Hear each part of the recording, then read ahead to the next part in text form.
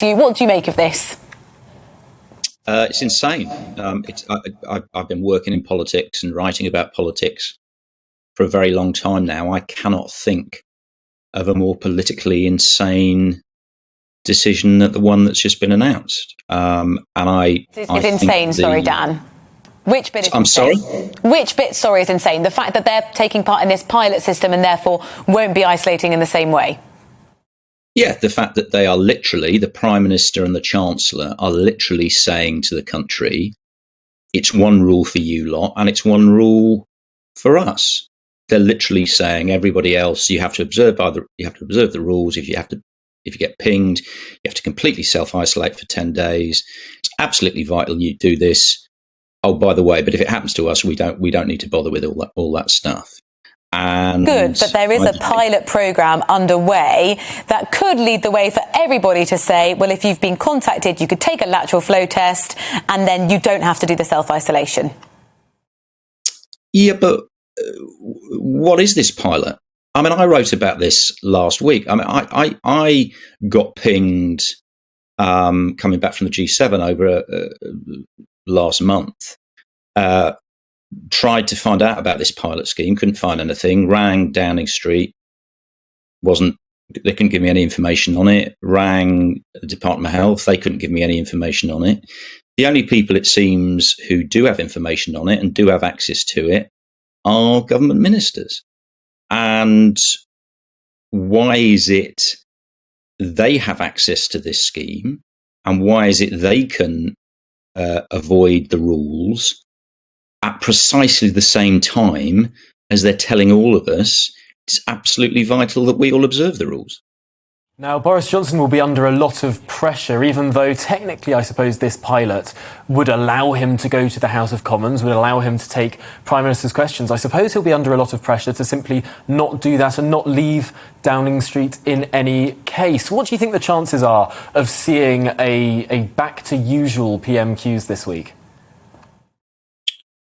Well, to be honest, it's very difficult to judge because it's quite clear neither Boris Johnson nor any of his aides or anybody in Downing Street or anyone in government is thinking rationally anymore. I mean, they have completely lost the plot. I mean, I don't know how there are serious grown-ups in Downing Street who work professionally in politics, who seriously are sitting there, as you and I are having this conversation, thinking that they can possibly get away with this. Well, I mean, Dan, there's already been some political reaction. Angela Rayner's tweeted using some choice language, really frustrated about this. What do you think the political repercussions might be for the Prime Minister? Well, the ultimate political repercussions for the Prime Minister could be, unless he gets a grip of this, the Prime Minister could end up not being Prime Minister for much longer. I mean, it's that serious. How likely actually would that be? Labour has, for several weeks now, been attempting to push this line that it is one rule for Boris and his mates and one rule for everyone else. Now, what we're seeing today is not some Labour Party construct. It's not some sort of anti-politicians parody. The official government line is, if you, I, or anybody else watching this programme gets pinged, we all have to isolate for 10 days. But they, Boris Johnson, his ministers, don't have to isolate because they've got this magic scheme. Now, given the 18 months this country has just had, given the sacrifices that have been made by the country, given, as you were touching on, the pingdemic crisis, the fact that vital services, vital businesses are, as we speak, being brought to the brink of collapse by the test and trace scheme, yet ministers, from the Prime Minister down, feel they can just swan around and make their own rules on this sort of things. I mean, the political implications of this are potentially incalculable.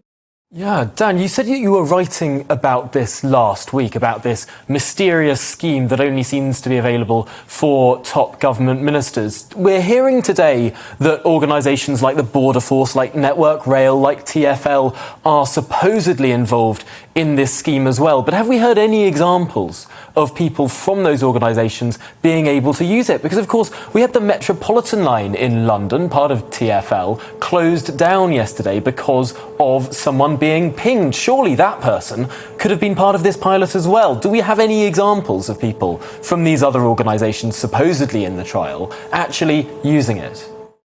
No, because, as I said, I've been trying for the past month to get details about this scheme. Crucially, how people access the scheme.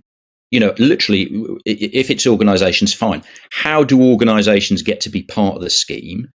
And no one at any point in government has been able to tell me how or what organisations have been selected. They talk about some public sector organisations, as you say.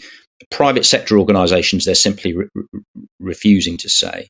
But even within that, you see, one of the things that I don't think people understand is, even within the pilot itself, there is supposed to be a random element. So 50% of you sign up as an organisation for this pilot. Your people within your organisation get pinged.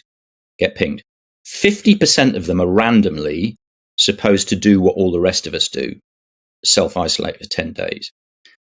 Another 50% are supposedly randomly supposed to be selected to actually participate in the scheme and be able to go to work with daily testing. Now, what we're being told is that Boris and Rishi both just coincidentally happen to be part of the 50% that were selected to take part in the scheme. Now, frankly, they think we're idiots. They must think we are all idiots. Dan, you've said it. It seems like the rules don't apply for these ministers and for you and me. We're not running the country. If we had the choice to say who was taking part in this pilot, would we not pick the Prime Minister? Would we not pick the Chancellor to say if there were going to be people who had vital roles and we wanted them to continue working unhampered by this, they'd be the right people to do it, surely? No, I wouldn't. I'd completely the opposite. We had a situation where, obviously, tragically, where Boris was actually in intensive care for over a week. It was a terrible moment for him and for the country, but the country still managed to cope. As we've just heard, there are people providing vital services, nurses, teachers, people who provide our food, police officers. They need to be able to access this scheme as well. And frankly, I'd put them ahead of Boris Johnson any day of the week. Welcome to the GB News YouTube channel. You can watch us live 24 hours a day, catch up on your favourite shows, and join in the conversation in the comments below.